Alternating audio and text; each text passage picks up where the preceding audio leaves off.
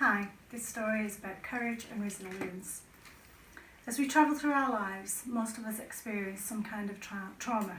It might be the death of a loved one, a family split, or an accident or illness that causes someone you love to have a life-changing incident. I'm not a psychologist, nor do I have any kind of medical training whatsoever, but I have suffered trauma. Several years ago, my younger brother was murdered. He was 28 at the time. He and his co-worker, also 28, were both murdered and thrown overboard the vessel they were working from. At the time, there were 30 people working on board. To this day, no one has been held accountable for their deaths.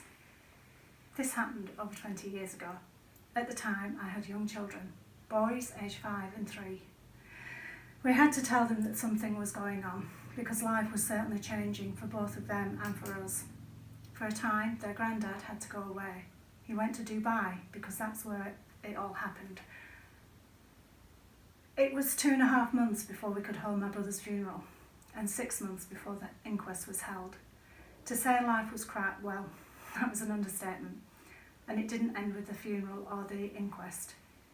As I've already said, to this day, nobody has ever been held responsible for their deaths. It was put into the too hard basket for the authorities concerned. It left 2 families devastated and 2 mums lost. My mum never got over my brother, and slowly, over the years, it killed her. She died 5 years ago of a broken heart. So why am I sharing this with you? Well, it's not because I want your pity, and I certainly don't want you to feel sad. I want you to gain courage and strength from my story. As I've said, at the time, I had a 5-year-old, and we tried to protect him from what was happening. But he was a clever little thing, and there was one thing that was troubling him.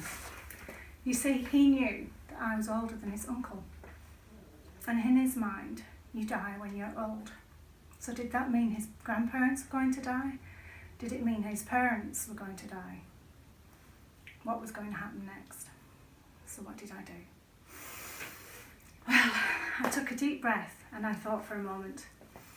I could tell him the horrible truth, or I could continue to protect him with a story, and I promised that nothing would happen to me or his grandparents. In the end, I had to come clean, and I told him as kindly as possible that some bad man had killed his uncle. While he wasn't happy, there was genuine relief on his face. It was certainly the right thing to do. You see, if we're true to ourselves, genuinely feel things and label how we are feeling, our bodies eventually allow us to recover.